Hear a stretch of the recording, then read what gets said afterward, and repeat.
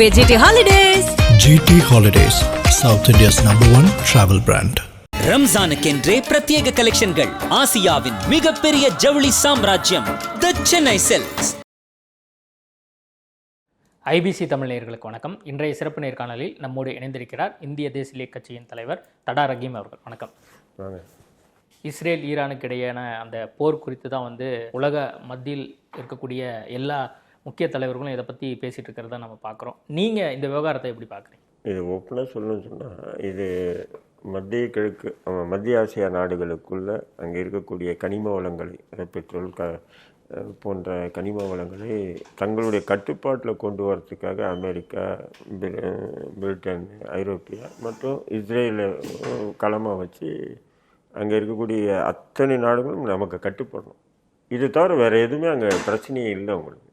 அதாவது அமெரிக்கா மற்றும் அமெரிக்காவை சார்ந்த நாடுகளுக்கு முழுக்க கட்டுப்படுத்தா ஓகே, கட்டுப்படலைன்னு சொன்னால் நாங்கள் போர் தான் தொடுப்போம். இப்போ ஏற்கனவே உங்களுக்கு தெரியும், சதாம் ஹுசேன் இப்படி தான் ஒரு குற்றச்சாட்டு வச்சாங்க ஈராக்கில். அதாவது என்ன குற்றச்சாட்டு வச்சாங்கன்னா, அதிநவீன ஆயுதங்கள்லாம் அவர்கிட்ட இருக்குது, அந்த ரசாயன குண்டுகள், அணு குண்டுகள்லாம் அவர்கிட்ட இருக்குது, அதெல்லாம் போட்ட உலகமே அழிஞ்சிடும், இப்படியெல்லாம் ஒரு புறப்பாண்டா பண்ணி அநியாயமாக ஈராக்கு எதிராக போர் தொடுத்து ஒரு மன்னரையே நம்ம வாழக்கூடிய சமகாலத்திலே தூக்கு தண்டனை ஏற்றின வரலாறுலாம் நம்ம பார்த்துருக்கோம். அதேமாரி லிபியாவில் இப்படி தான் ஒரு புரட்சி ஏற்படுத்தி கதாபி என்ற நபரை ஓட விட்டு அடித்து கொன்ன வரலாறு.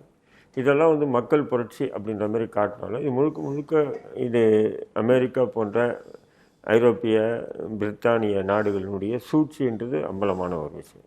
இப்போ அதை தொடர்ந்து இப்போ ஈரானில் இப்போ ஈரானுக்கும் இஸ்ரேலுக்கு பிரச்சனைனா, அமெரிக்கா உனக்கு என்னடா இங்கே வேலை நான் கேட்குறேன். அணு ஆயுதத்தை தயாரிக்கக்கூடாது அப்படிங்கிறது தான் அவங்களுடைய ஒரு. சரி, அணு ஆயுதத்தை தயாரிக்கக்கூடாதுன்னு உங்கள்கிட்ட இருக்கிற அணு ஆயுதத்தெல்லாம் நீ ஒழிச்சிடுவியா நான் கேட்குறேன். உங்கள்கிட்ட எத்தனை நாடுகள் அணு ஆயுதம் கொண்ட நாடுகள் இருக்குது? எல்லாருக்கிட்டையும் அணு ஆயுதம் இருக்குது. அப்போ யாருமே இல்லை, ஈரான் மட்டும் வச்சுருக்கான், இல்லை தயாரிக்க போகிறான் அப்படின்னு சொன்னால் நீங்கள் துடிக்கலாம், அதெல்லாம் கூடாதுன்னா. அப்போ ஒரு இஸ்லாமிய நாடு ஒரு அணு ஆயுதத்தை தயாரிக்கக்கூடாதுன்னு சொல்கிறதுக்கு உத்தரவு போடுறது நீங்கள் யார்? அப்போ நீ ஐநாவா? அப்போ உனக்கு கட்டுப்பட்டால் தான் இருக்கணும், இல்லைன்னு சொன்னால் நான் அடிச்சிடுவோம். இப்படி தான் நீ ஈராக் அடித்த, உதாரணத்துக்கு லிபியாவை அடித்த, சிரியாவை அடித்த. நீ அங்கே எந்த நாடு நீ வைக்கக்கூடிய, நீங்கள் எல்லா அயோக்கிய பயிலும் ஒன்று சேர்ந்து வைக்கக்கூடிய குற்றச்சாட்டு தீவிரவாதத்தை ஒழிக்கிறேன்னு. ஆனால் ஒட்டுமொத்த தீவிரவாதத்தினுடைய கருவாக இருக்கிறது இந்த நாய்ங்க தானே. இப்போ சமீப காலமாக நீங்கள் பெரிய வரலாறுலாம் வேண்டாம், இப்போ சமீப காலமாக நீங்கள் பார்த்துட்டு வந்தீங்கன்னா, இவனுங்களால் செத்த முஸ்லீம்கள் தான் அதிகம். முஸ்லீம்களால் செத்தவங்கன்னா இல்லை. ஏன்னு சொன்னால் அந்தளவுக்கு அட்ராசிட்டி. இப்போ இஸ்ரேல் பாலஸ்தீன் மீது பண்ண ஒரு அநியாயம், அக்கிரமம் இன்னும் தொடர்ந்துகிட்டே இருக்குது. இன்றைக்கி கூட ஈரானில் பார்த்தீங்கன்னு சொன்னால் 250க்கும் மேற்பட்ட பள்ளி மாணவிகள் மீது குண்டு போட்டிருக்காங்க. இதெல்லாம் அவங்ககிட்ட அதிநவீன ரேசர் கருவி, ஏவுகணைகள் எல்லாமே வச்சுருக்காங்க. அது பள்ளி மாணவர்கள் அப்படின்றது உனக்கு தெரியும். ஆஸ்பத்திரி, மருத்துவமனைகள் தெரியும், வயதானவர்கள் தெரியும், எல்லாமே தெரிஞ்சு இருந்துட்டு என்ன சொன்னால் மக்கள் மத்தியில் ஒரு வெறுப்பை ஏற்படுத்தணும். என்ன வெறுப்பு? அதாவது ஆட்சியாளருக்கு எதிராக மக்கள் புரட்சி, ஐயோ இவங்க இருக்கிற வெளியும் நமக்கு உயிரோடு வாழ முடியாதா அப்படின்ற. ஏன்னா அது ஒரு குறிப்பிட்ட மக்கள் இருப்பாங்க எப்பவுமே. ஒரு குறிப்பிட்டு சொல்றாரு. அதான் நீ யார்? நான் என்ன சொல்றேன், நீ யார் சொல்றதுக்கு? ஒரு நாட்டினுடைய அதிபராக அல்லது மன்னராக யாரோட நியமிக்கிட்டோம், அதை அந்த மக்கள் நியமிக்கணும். நீ யாருன்ற? ஐயோ நான் இவனை தூக்கிடுவேன், அவனை வச்சுக்குவேன், அவனை தூக்கிடுவேன். இன்றைக்கி ஈரானுக்கு நடக்குது, நீங்கள் நானும் கைத்தட்டி சிரிக்கிறோம், வரவேற்கிறோம். நாளைக்கு இந்தியாவில் நடந்ததுன்னா ஏற்றுக்குங்களா? ஏன்னா இந்தியாவினுடைய நிலையம் அப்படி தான் இருக்குது. சமீபத்தில் என்ன சொன்னப்பல 50% வரி ஏற்பண்ணார் இந்திய பொருட்களுக்கு, சொன்னாரா இல்லையா? அப்போ இது என்ன ஆகிடும் சொன்னால், இப்போ இந்தியா பாகிஸ்தான் போகிற நான் தான் நிப்பாட்டினேன் இன்னும் சொல்லிட்டு இருக்காரு பிரதமர். அதுக்கு எந்த பதிலும் இல்லை. அப்போ இது எப்படி ஆகிடும் சொன்னால், இதனுடைய பரிணாம வளர்ச்சின்னு சொல்லக்கூடிய அப்படியே பார்த்துட்டு வந்தீங்கன்னா, கடைசியாக ஒவ்வொரு நாட்டுக்குள்ளவும் ஈரான், அமெரிக்கா, பிரிட்டன், இவனுங்க எல்லாம் ஒன்று சேர்ந்துட்டு நாங்கள் வைக்கிறது தான் சட்டம், நாங்கள் சொல்கிறது தான் முடிவு, அதுக்கு மீறி எவனும் நடந்தக்கூடாதுன்ற ஒரு நிலை வந்தால் இந்தியா போன்ற நாடுகளுடைய நிலை என்ன? இன்றைக்கி இந்தியாவில் RSS பாஜக முஸ்லீம்களை அடிக்கிறாங்க, முஸ்லீம்களை கொல்றாங்க, ஒரு முஸ்லீம் நாட்டை ஒழிக்கிறாங்க அப்படின்போது ரொம்ப வானளவுக்கு வானத்துக்கு பூமிக்கு குதிச்சுட்டு இருக்காங்க சந்தோஷப்பட்டு. ஆனால் பாய்களா, அது நாளைக்கு உனக்கே ரிப்பீட்டியாது. அந்த நாட்டினுடைய உச்சபட்ச தலைவர் கமேனி அங்கே கொல்லப்பட்டிருக்காரு அப்படின்னோடனே அங்கே இருக்கக்கூடிய மக்கள் கொண்டாடக்கூடிய காட்சிகளும் வந்தது. அது எப்படி புரிஞ்சுக்கிறது? இந்தியாவில் நிறைய இடங்கள்ல போராட்டம் பண்றாங்க. ஏன் இப்படி கொண்டுட்டாங்க நான் அப்படின்னு சொல்லி. சொல்றேன், கொண்டாடக்கூடிய காட்சி எங்க ஆஸ்திரேலியாவில் கொண்டு போய் கொண்டாடினாங்க. அது உண்மையிலே அந்த ஈரான் மக்களையா இல்லது யூதர்களா ஒன்று சேர்ந்து கொண்டாடினாங்களான்னு தெரியல. ஏங்க பார்த்தீங்களேங்க, கோடிக்கணக்கான மக்களுங்க அந்த இறுதி உருவத்தில். இதெல்லாம் கிண்ண சாதனைங்க. அந்த இறுதி உருவத்தில் பல கோடி பேர் கலந்துக்கிட்டு தான் ஒரு இது. அப்படி இருக்கும்போது அப்போ மக்கள் விரும்பாமலே இத்தனை மக்கள் வந்து தன் உயிரையும் துச்சமாக மதித்து, அதுவும் எப்படின்னு சொன்னால், இப்படி நம்ம கும்பலாக போகிறோமே, இவ்வளோ மக்கள் குண்டு போடுவானே, குண்டு போட்டால் நம்ம செத்துருவேன், அந்த சாகத்துக்கு கூட பயம் இல்லாமல் துணிஞ்சு அந்த மக்கள் வந்து 2-3 கோடி பேர் வந்து சாட்டாக காலையில் இறங்கி இறுதி ஊர்வலத்தில் கலந்துக்கிறான்னு சொன்னால், அப்போ எப்படியாப்பட்ட ஒரு தலைவராக இருப்பார்? யோசனை பண்ணி பாருங்க. மக்கள் தாங்க முடிவு பண்ணுவாங்க. ட்ரம்ப் வந்து என்ன சொல்றாரு, அடுத்த கட்ட தலைவரை நீங்க தேர்ந்தெடுங்க அப்படிங்கிற மாதிரிலாம். அதை தான் நீ யாரான்னு கேட்குறேன். ஒரு லிபரலா யோசிக்கிறதுக்கு மக்களை வந்து தூண்டுறாரு அப்படிங்கிற மாதிரியான பார்வை எடுத்து வைக்கிறாங்க. ஏங்க லிபரா அப்போ உன்னை மாரி யோசிக்கணுமா? ஸ்டீபன் மாதிரி நீங்கள் போய் அநியாயமாக குழந்தைங்கக்கிட்ட பாலியல் வன்புணர்வு செஞ்சு அந்த குழந்தைகளை கொன்று தின்ன வரலாறுலாம் இருக்கீங்க. உலகமே காரி துப்புத. அது போல் செய்யணும். அதுதான் வந்து ஒரு ஃப்ளெக்சிபிள் அரசா? அது உன்னையெல்லாம் வந்து அரசா, உன்னெல்லாம் அதிபராக இருக்கிறதுக்கு தகுதி இல்லாதவன். அநியாயமா இன்னைக்கு வந்து பாருங்க, அது பில்கேட்ஸ் வந்து மன்னிப்பு கேட்டுட்டாரு. பிரிட்டனில் 2-3 பேர் வந்து மன்னிப்பு கேட்டிருக்காங்க. 2-3 பேர் பதவி விலகி இருக்காங்க. நடந்திருக்கால எப்ஸ்டீன் விஷயத்துக்கு இத்தனை பேரும் வந்து பதவி உயர்வு, பதவி குறைவு எல்லாமே நடந்திருக்கு. நான் என்ன சொல்கிறேன், இன்னைக்கு நீங்கள் வந்து அங்கே நடத்தக்கூடிய அநியாயங்கள், அக்கிரமங்கள், அப்போது என்ன அர்த்தம்? நான் தான் தீர்மானிக்கிறோம். அப்போது சவுதி, துபாய், குவைத், அரபு நாடுகள் எல்லாமே நாங்கள் தான்டா தீர்மானிப்போம். அந்த தீர்மானத்துக்கு ஏற்ற மாதிரி நீங்கள் நடந்துக்கணும். இல்லைன்னு சொன்னால் உங்களை காலி பண்ணிவிடும். அப்போ நான் சொல்கிற ஒரு பொம்மை இப்போ கூட என்ன பண்ணுறாரு, ஈரானில் வந்து பார்த்திங்கன்னா 1989 வாக்கில் மக்கள் புரட்சி ஏற்பட்டு மக்களால் துரத்தடிக்கப்பட்ட முகமது ரிசா ஷா பஹ்லவி என்ற ஒரு மன்னர் 1979 ஓனர். அதன் பிறகு தான் கொமேனி அப்படியே அரசு வருதுன்னு வைங்க. அவருடைய பையன் இளவரசராக இருந்தவர் ரைசா பல்லவின்னு சொல்லிட்டு, அவரை மறுபடியும் மகுடம் சுட்டி வைக்கணும். உனக்கு ஏன் இந்த வேலைன்ற அடுத்த நாட்டுக்குள்ளே நொடிஞ்சு ஒருத்தர் ஆண்டுட்டு இருக்காங்க. அது நல்லதோ கெட்டதோ அந்த மக்கள் முடிவு பண்ணும். இப்போ இந்தியாவில் இருக்கக்கூடிய மக்கள் எல்லாம் ஒன்று சேர்ந்தானுங்க மோடியை தேர்ந்தெடுத்திருக்காங்க. அப்போ மோடியை தேர்ந்தெடுத்தது கூடாது, நான் சொல்கிற ஆள் தான் தேர்ந்தெடுக்கணும் அப்படின்னு சொல்கிறது, இது என்ன? இது யோசனை பண்ணி பாருங்கள். ஏதோ மன்னர்கள் காலத்தில், அதாவது மன்னர்கள் இருந்தாங்க இல்லையா, குறுநில மன்னர்களை அடக்கி ஒடுக்கி, நீ ஆளக்கூடாது, நீ தான் மன்னராக இருக்கணும், நீ போ அப்படின்னு சொல்லி அவன் தீர்மானிப்பான். இன்றைக்கி இந்த இருக்கக்கூடிய 21ஆம் நூற்றாண்டுலேயும் இன்றைக்கி இருக்கக்கூடிய சோசியல் மீடியா போன்ற இவ்வளோ வளர்ச்சியிலையும் கூட நாங்கள் தான் கட்டுப்படுத்துவோம், நாங்கள் சொல்கிற ஆள் தான் இருக்கணும் அப்படின்னு சொல்கிறது எவ்வளோ பெரிய அநியாயம். அதுவும் இந்த முஸ்லீம் நாடுகளை மட்டும் ஏன் குறி வைக்கிறது? ஏன் போக வேண்டியதில்லை வட கொரியாவுக்கு ரிவிட்டு அடிக்கிறேன்னு சொல்கிறேன். ஓப்பனாக சேலஞ்ச் பண்ணுறாருல. சீனா பக்கம் போக வேண்டியதானே, ரஷ்யா பக்கம் போக வேண்டியதானே. இதுக்கு பின்னாடி சீனாவுடைய திட்டமும் இருக்கு அப்படிங்கிற மாதிரியும் வந்து சொல்லப்படுது. நானும் சொல்கிறேன், சீனா, ரஷ்யா எல்லாமே சேர்ந்து முஸ்லீம் நாடுகளை ஒழிக்கணும்னு நினைக்கிறான். வேற ஒன்றுமே இல்லை சார். இது இன்னைக்கு இனத்தில் 17ஆம் நூற்றாண்டில் போட்ட விதை. இது 17th செஞ்சுரியிலேருந்து போடப்பட்டது. இன்னும் ஆயிரக்கணக்கான ஒற்றர்களை அனுப்பி பிரிட்டன், அமெரிக்கா போன்ற அந்த இஸ்லாமிய பேரரசு, உதுமானிய பேரரசுன்னு சொல்லி படிச்சிருப்போம் நம்ம, அந்த இஸ்லாமிய பேரரசை ஒழிக்கணும். ஏன்னா அதுக்கு முன்னாடி இவங்க வந்து சண்டை போடுறாங்க, தோல்வி ஓடிடுறாங்க. எல்லாமே இந்த சிலுவை போர்கள் நடந்திருக்கும். நூற்றுக்கணக்கான, நீங்கள் வரலாற்றை படித்து பார்த்தீங்கன்னா நூற்றுக்கணக்கான சிலுவை போர்கள். சிலுவை போர்களெல்லாம் வந்து புறமதுகிட்டு ஓடினாங்க, வெற்றியை பெற முடியல அவங்க. புரியுதுங்களா? அப்போ தான் என்ன பண்ணுறான், முதல் உலக போர்னு ஆரம்பிக்கிறான், 2வது உலக போர்னு ஆரம்பிக்கிறான். அந்த முதல் உலக போரில் வந்து என்ன பண்ணுறான், காரணம் வந்து பார்த்தீங்கன்னு சொன்னால், ஆஸ்திரியாவினுடைய இளவரசர் செர்பியாவில் சுற்றுப்பயணம் போது அங்கே சுட்டுக் கொல்லப்பட்டாராம். அதுக்காக ஆரம்பிக்கப்பட்டது. ஆனால் முடிவு இஸ்லாமிய அந்த இஸ்தான்புல்லில் முடிஞ்சது. அதேமாதிரி 2ஆம் உலக போர் வந்து பார்த்திங்கன்னா ஹிட்லரால் ஆரம்பிக்கப்படுது. ஆனால் முடிவு என்ன ஆச்சு, அந்த இஸ்லாமிய பேரரசை முழுசுமாக ஒழிச்சிட்டு இது போன்ற சின்ன சின்ன நாடுகள், இஸ்லாமிய சவுதி, துபாய், குவைத் அப்போ தான் உருவானது. ஈரான். நீங்கள் சொல்கிறதெல்லாம் பார்த்தா இது முழுக்க முழுக்க இஸ்லாமியர்களுக்கு எதிராக இந்த வார் வந்து நடத்தப்படுது அப்படின்னு நீங்கள் சொல்கிறீங்க. ஆனால் அவங்க சொல்லக்கூடிய காரணம் அணுசக்தி ஏவுகணை திட்டம். இந்த 2 திட்டத்தை வந்து இவங்க கைவிடணும். ஏற்கனவே வந்து சரி, அணுசக்தி ஏற்கனவே இருக்கக்கூடிய பல்வேறு நாடுகள் அதை பயன்படுத்திட்டு இருக்காங்க. இதை விரிவடைய செய்யக்கூடாது அப்படிங்கிறதான் ஏதோ ஆட்டோமிக் அந்த பாம் அந்த தயாரிப்பு சார்ந்திருக்கக்கூடிய ஒரு கூட்டமைப்பு இருக்கு. அதை வந்து விரிவுபடுத்தக்கூடாதுன்னு ஆல்ரெடி ஒரு பாலிசி இருக்கு. இப்போ ஈரான் வந்து சொல்றதை கேட்க மாட்டேங்குது, அதன் அடிப்படையில் இது நடக்குது அப்படிங்கிறதான் அவங்க அமெரிக்க தரப்பு, இஸ்ரேல் தரப்பு. அமெரிக்க தரப்பு, இஸ்ரேல் தரப்பு வைக்கக்கூடிய குற்றச்சாட்டு இதே மாரி தானே ஈராக் மீது வச்சிங்க. நான் கேட்குறேன், அப்போது நீங்கள் இதேமாரி தானே எங்கிட்ட இன்டர்வியூ எடுத்திருக்கீங்க. அதுவும் ரசாயன அணு ஆயுதங்களை வச்சுருக்கேன். அந்த அணு ஆயுதங்களை பயன்படுத்தலைன்னா ஒரு சில நிமிடங்கள்லேயே வந்து உலகமே அழிஞ்சிடும். இப்படியெல்லாம் வந்து ப்ரொபகண்டா பண்ணீங்களா இல்லையா?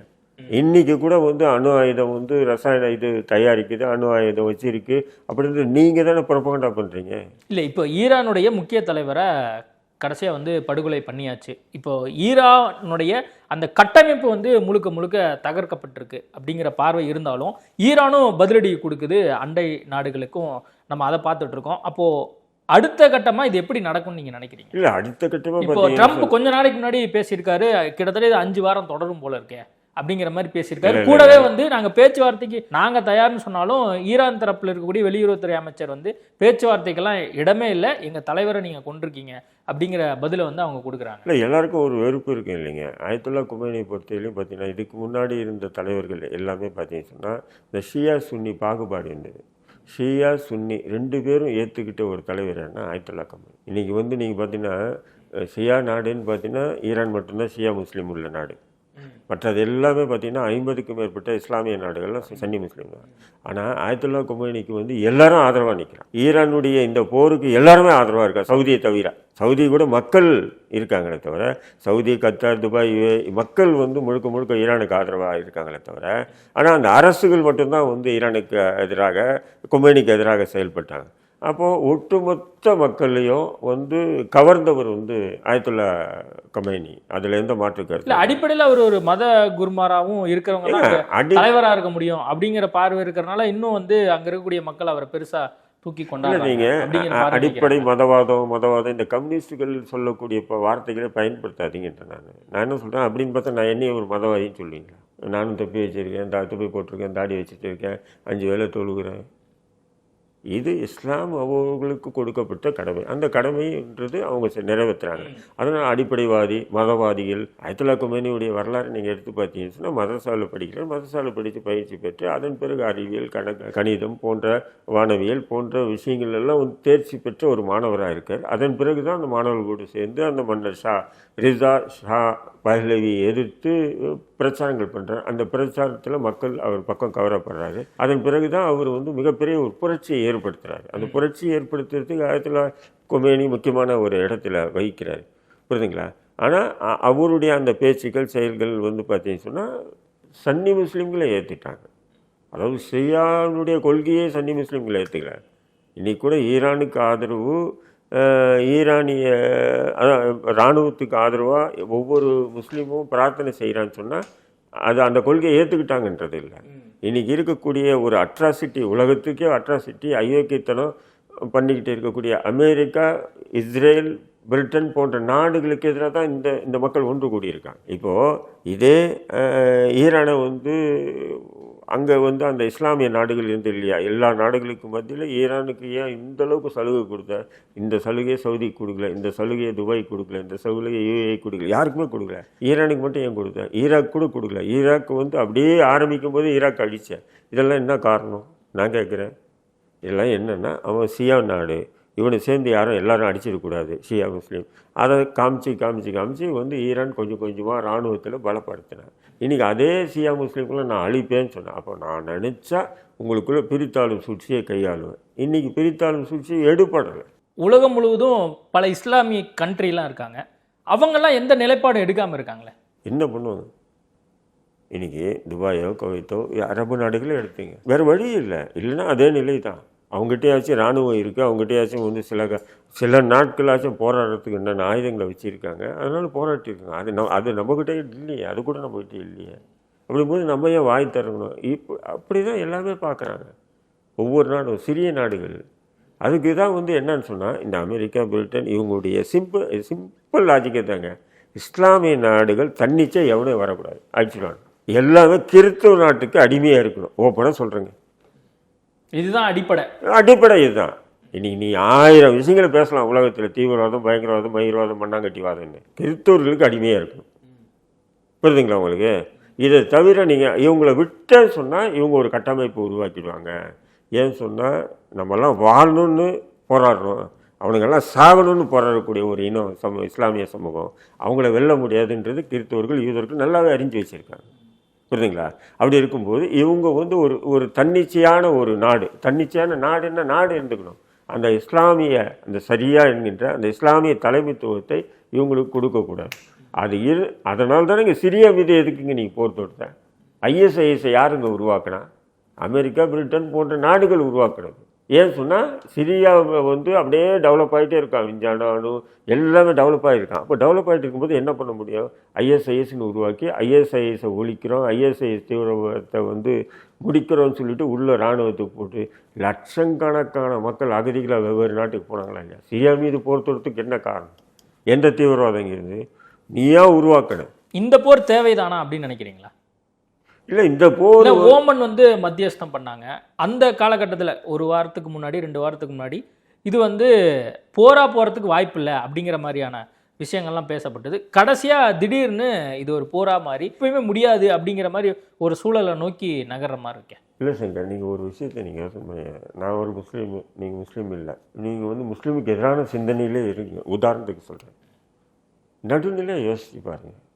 இவனுங்க என்ன தான் இப்படி அட்ராசிட்டி பண்ணுறாங்க, ஏன் இவனுங்க இப்படி பண்ணுறானுங்க அப்படின்னு ஒரு நாள் ஒரு மனுஷனாச்சும் சிந்திச்சிருக்கானு.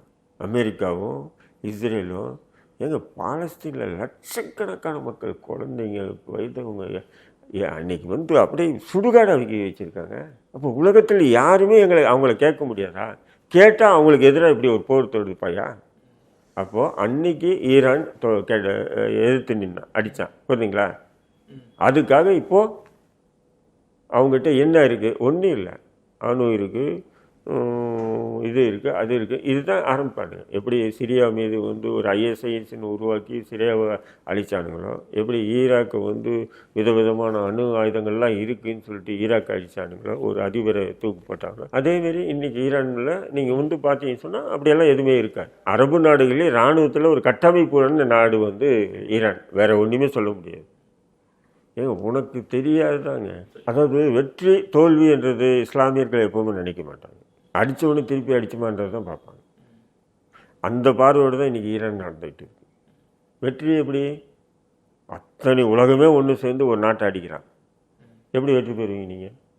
இப்போ நீங்கள் வந்து ஒன்றும் இல்லை, அமெரிக்கா, பிரிட்டனோட சொல்லுங்கள், வித்தின் ஹவரில் இஸ்ரேலில் நாடே இருக்காதுங்க. நான் ஒன்றும் சொல்கிறேங்க, எழுதி வச்சு. ஈரானை விட்டுருங்க, ஜோர்டானை உள்ள போது காலி பண்ணிடுவான்.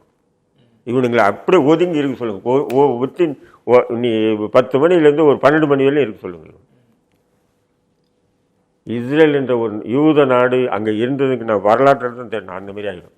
எல்லோரும் சேர்ந்து 18-20 நாடுகளும் இப்படி ஆரம்பித்தாவே விதவிதமான ஆயுதங்களை அவனுங்க தயாரிக்கிற அத்தனை ஆயுதங்களையும் வந்து யார்கிட்ட கொடுத்து டெஸ்ட் பண்ணுறாங்கன்னா முஸ்லீம்களை அடித்து தான் டெஸ்ட் பண்ணிட்டு இருக்காங்க.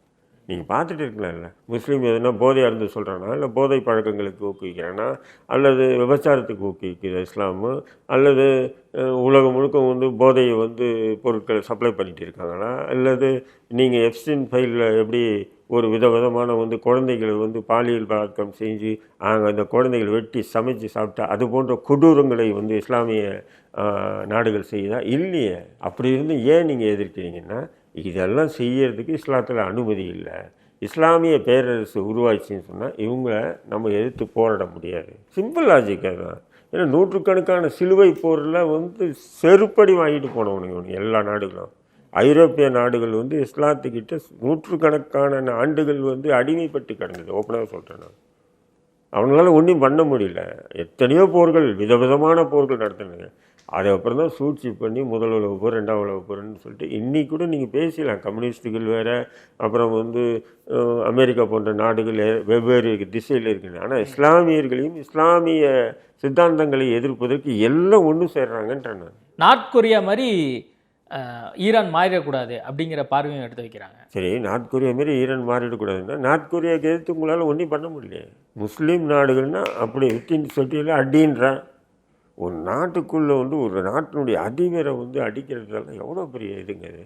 அப்புறம் வந்து இதில் பார்த்து விரக்தியான இளைஞர்கள், நூற்றுக்கணக்கான இளைஞர்கள், அவன் வந்து வேறு வழி என்ன பண்ணுவான்? என்னடா பண்ணுறது? இவனை ஏதாவது அடிக்கணும், அடிச்சின்னு சொல்லிட்டு ஏதோ பாம்பு வச்சுக்கிட்டு அவன் கையில் இருக்க ஆயுதத்தை கொண்டு அடித்தா தீவிரவாதிகள், பயங்கரவாதின்னு சொல்லிட்டு எல்லாம் லைனில் நின்று சொல்லுவீங்க. தீவிரவாதத்தை ஒழிக்கிறோம், பயங்கரவாதத்தை ஒழிக்கிறோம். டேய், நீ உங்களை ஒழிச்சாதான்டா தீவிரவாதமும் பயங்கரவாதம் ஒழியும். இந்த G8 நாடாக G21 நாடாக இருக்கட்டும், எல்லா நாடும் இவனுக்கு வந்து என்ன சபதம் எடுக்கிறீங்க?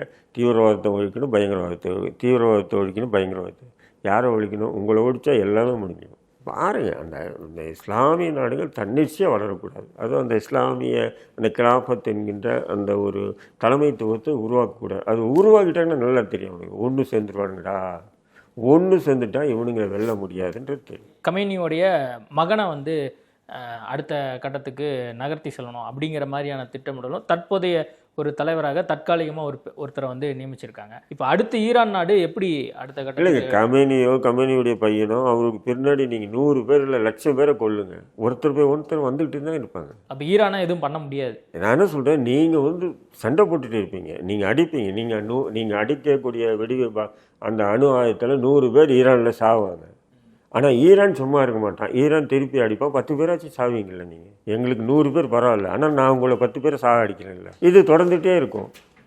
அப்போ மத்திய ஆசியாவில் இருக்கக்கூடிய இது தொடர்ந்துன்னா இதனுடைய விளைவு என்ன கொஞ்சம் யோசனை பண்ணி பாருங்க. ஒட்டுமொத்த உலக பொருளாதாரம் எல்லாமே இப்போ பார்த்தீங்கன்னு சொன்னால் ஷேர் எல்லாம் வந்து அந்த போர் ஆரம்பிச்சோன்னா ஷேர் வந்து எல்லாமே பேக்கப் பேக் ஆயிடுச்சு, ரிவர்ஸ் ஆயிடுச்சு. ஆச்சா இல்லையா? இப்போ எண்ணெயுமே வந்து கிட்டத்தட்ட பற்றாக்குறையாக எல்லாமே உருவாகும். அப்போ யார் பேச்சுவார்த்தை நடத்தணும்? ஏன் அடிச்சிங்க? ஏன் கொன்னீங்க ஒரு அதிபரை? அப்போ இந்த கேள்விக்கு யார் பதில் சொல்லுவாங்க? உடனே தீவிரவாதம் பயங்கரவாதம். நீங்கள் இத்தனை நாளாக வந்து இதே இந்தியாவில் வந்து ஆர்எஸ்எஸ் பாஜக எல்லாமே வந்து ஷியா முஸ்லீம்களை தலையில் வச்சு கொண்டாடுவாங்க. இன்றைக்கி அதே ஷியா முஸ்லீம்களை ஆர்எஸ்எஸ் பாஜக கடுமையாக எதிர்த்துட்டு இருக்கு. ஈரான் வந்து மதவாதி, ஈரான் வந்து அப்படி, ஈரான் இப்படி, ஆரான் அப்படின்னு சொல்லிட்டு. ஏன் இப்படி மாற்றம்? இந்தியாவினுடைய அணுகுமுறை எப்படி பார்க்குறீங்க இந்த விவகாரத்தில்? ஓரவஞ்சனை தான் இருக்குது, அந்த வெறுப்பு. அதாவது அமைதி நிலவணும் அப்படின்னு சொல்லி தான் நான் எல்லா நாட்டு தலைவர்கிட்டையும் பேசுகிறேன். என்ன அமைதி நிலவணும்? நீங்கள் போயிட்டு இஸ்ரேலுக்கு போயிட்டு நெத்தன்யாவு கூட உட்காந்து கொண்டாடிட்டு அடுத்த நாள் வந்து அங்கே வந்து தாக்குதல் நடக்குதுன்னா உங்களுக்கு அங்கே சொல்லவே இல்லையா? நீங்கள் போய் my father land is Israel, my mother land is இந்தியான்றீங்க. எனக்கு தாய்நாடும் சரி தந்தை நாடும் சரி இந்தியா தான். ஆனால் உங்களுக்கு மதர்லாண்டு வந்து நீங்களே சொல்லிட்டு வரீங்க, பிரதமரே போய் சொல்லிட்டு வர, என்னுடைய தந்தை நாடு வந்து இஸ்ரேலும் தாய்நாடு தான் இந்தியான்றீங்க. உங்களுக்கு எது சார்? இந்தியா தானே? இந்தியா தானே? ஆனால் பிரதமருக்கு மட்டும் தந்தை நாடு வந்து இஸ்ரேலும், தாய்நாடு மட்டும்தான் இந்தியாவாம். இது முழுக்க வந்து எப்ஸ்டீன் ஃபைல்னாங்க, வேறு ஒன்றும் இல்லைங்க. எப்ஸ்டீன் ஃபைலில் இவனுங்க எல்லாம் சிக்கலில் மாட்டிக்கிட்டானுங்க. எல்லா உலக தலைவர்கள் நினச்சி பார்க்காத அளவுக்கு சிக்கலில் மாட்டிட்டாங்க. இது ஒவ்வொன்றா வெளியே வருது, வீடியோக்கள் ஆதாரங்கள் வெளியே வர வர வர வந்து உலகமே அதிர்ச்சிக்குள்ளாகிட்டு இருக்குது. இந்த நேரத்தில் ஒரு கோடு இருக்குன்னா அந்த கோட்டை அழிக்க முடியாது, பக்கத்தில் பெரிய கோடாக போடு, என்னடா போடு இருக்கிறதே இது போட்டு விடும். ஈரான் கிட்ட வந்து அதிநவீன ஆயுதங்களை வந்து தயாரிக்கிறாங்க, அணுகுண்டு தயாரிக்கிறாங்க, இது யுரேனியத்தை செறிவிட்டுறாங்க, அது இதுன்னு குற்றச்சாட்டு வச்சு ஒரு 2 பாம்பு அடி எல்லாம் பாருங்கள் அதை பற்றியே பேசுவாங்க. கூடும் கூடாது, போர் கூடும் கூடாது, கூடும். அப்போ எப்ஸ்டீன் ஃபைல் பற்றி காணாமல் போயிடும். காணாமல் போயிடுச்சா இல்லையா? இன்றைக்கி இதுக்கு பின்னணியில் இப்போது அந்த ஃபைல் தான் காரணம். எப்ஸ்டீன் ஃபைல் என்னை பொறுத்தவரையிலும் ஜெஃப்ரி எப்ஸ்டீன் ஃபைல் வந்து டெஃபினெட்லி இதுதான் காரணம், இந்த போருக்கு காரணம், கொமேனியை கொல்லப்பட்டதுக்கு காரணம். வேறு ஒன்றும் இல்லை. ஏன்னா அதில் வந்து டொனால்ட் ட்ரம்ப் உட்பட அமெரிக்காவுடைய ரீகன் உட்பட எல்லாருமே வந்து மாட்டியிருக்காங்க. எல்லா வீடியோக்கள் வர வர வர உலகமே அதிர்ச்சிக்குள்ளாகிட்டு இருக்குது. ஏன் நம்முடைய பிரதமர் பேரும் அதில் இருக்கா இல்லையா? ஆனால் அதில் இருக்கக்கூடிய ஆதாரங்கள் என்ன? எப்ஸ்டீன் கூட போயிருக்காரு, பேசியிருக்காரு, எப்ஸ்டீன் சொல்கிறத கேட்டிருக்காரு. நீங்கள் வாங்க இஸ்ரேலில் பேசலாம்னு சொல்லும்போது இஸ்ரேலுக்கு போயிருக்காரு. அந்த மெயிலெல்லாம் இருக்குது எல்லாமே, புரியுதுங்களா? அப்போ இந்த உலகத்தில் இருக்கக்கூடிய அத்தனை முக்கிய தலைவர்களும் எப்ஸ்டீன் ஃபைலில் வந்து மாட்டியிருக்காங்க. அப்போ அது வந்து கொஞ்சம் கொஞ்சமாக வந்து இதுவாகிட்டு இப்போ பிரிட்டனில் இருக்கக்கூடிய முன்னாள் இளவரசருடைய சார்லஸுடைய அண்ணனை வந்து கைது பண்ணியிருக்காங்க அந்த எப்ஸ்டீன் ஃபைலில் காரணம் கண்டு. கோட்டீஸ்வரர் பில்கேட்ஸை வந்து பகிரமாக நான் மன்னிப்பு கேட்குறேன், மனைவி கிட்ட எல்லாருக்கிட்டையும் மன்னிப்பு கேட்டேன், நான் பண்ண தப்பு தான் அப்படின்னு சொல்லி கேட்டிருக்கேன். இப்போ அதை தொடர்ந்து எலன் மாஸ்க் வந்து அந்தமாரி ஒரு இது வச்சுருக்காரு. இப்போ பார்த்தீங்கன்னு சொன்னால் எல்லாருமே டோட்டலாக வந்து அந்த எப்ஸ்டீன், அப்போது எப்ஸ்டீன் ஃபைல்ன்றது ஏதோ ஒரு கற்பனை கதை இல்லைன்றது தெரிஞ்சா இல்லைங்களா? அது நிஜம்தான் அப்படின்னு. அப்போ அதை தொடர்ந்து வந்து பார்த்திங்கன்னா இன்னும் எவ்வளோ வீடியோக்கள் இருக்குது யாருக்கு தெரியும்? ஏன்னா பெஞ்சமின் இதுவும் சரிட்டு டொனால்ட் ட்ரம்ப்போ இல்லை நம்முடைய பிரதமர் மோடியோ அல்லது இன்னும் உலகத் தலைவர்கள் யார் யாருக்கு என்னென்ன பிரச்சனை இருக்குன்றது யாருக்கும் தெரியாது இல்லை. அதை மூடி மறைக்கணும்னா ஈரான் மீது போர் தொடுக்கணும். ஈரான் மீது போர் தொடுத்து, ஆனால் அதை எதிர்பாராத விதமாக கொமேனி வந்து மரணிச்சிட்டார். கொமேனி மரணிக்காமல் இருந்தது தான் இது பேச்சுவார்த்தை நடத்தியிருக்கலாம். இன்றைக்கி எப்படி ஆட்சின்னு சொன்னீங்கன்னா நீங்கள் பார்த்தீங்கன்னா ஒன்று நான் இருப்பேன் இல்லை நீ இருக்கணும், ரெண்டு இடத்துல முடிவு பண்ணிக்கலாம் வான்ற மாதிரி தான் ஈரான் இருக்குது. ஈரான் மக்கள் வந்து இஸ்ரேல் மக்கள் மாதிரி இல்லை மற்ற அமெரிக்கா பிரிட்டன் மக்கள் மாதிரி வந்து உயிருக்கு பயந்துட்டு ஓடுற மக்கள் இல்லை. சாகரண்டா வா சாகடி அப்படின்றான். இப்போ யார் வெற்றி பெறும்? இன்றைக்கி வந்து இலங்கையில் வந்து பார்த்தீங்க சொன்னால் அவ்வளோ ஒரு கட்டமைப்புள்ள ஒரு இராணுவத்தை வந்து சாதாரணமான ஒரு புலிகள் வந்து எவ்வளோ எதிர்த்து என்னென்னா புலிகள் வந்து உயிருக்கு பயப்படலாங்க. நான் என் மண்ணுக்காக இந்த மக்களுக்காக நாங்கள் தயார் அப்படின்னா. ஆனால் தான் வந்து அந்த போர் அவ்வளோ ஆண்டுகள் நீடிச்சது. அதே நிலை தான் இன்றைக்கி ஈரான் நிலையம். யாரும் பயப்படலாம். இராணுவத்தையே ஒட்டுமொத்தமாக நீ அழிச்சிட்டாலும் மக்களே இராணுவங்களாக மாறும். மக்களையும் நீங்கள் அழிச்சிட்டேன்னா பெண்களே இராணுவமாக மாறும். ஏன்னா அந்த மாதிரி ஒரு கொடூர செயலை நீங்கள் செஞ்சிட்டீங்க. போர் என்பது வேறு, நீ அடிக்கலாம் நான் அடிக்கலாம். ஒரு மக்களால் நேசிக்கக்கூடிய ஒரு தலைவர். ஏன்னு சொன்னால் அந்த அவன் என்ன நினைக்க பாருங்க, அமெரிக்கா இஸ்ரேல் பிரிட்டன் போட்ட அந்த ஐரோப்பிய நாடுகள்னு நினைக்கிறான். அவன் தான் வந்து மெயின். அவன் சொன்னால் எல்லாம் கேட்குறாங்க. அவன் சொன்னால் அப்படியே ஒற்றுமையாக கட்டுக்கோப்பாக இருக்காங்க. அந்த கட்டுக்கோப்பை உடைக்கணும். அப்போ அவனையே காலி பண்ணும்.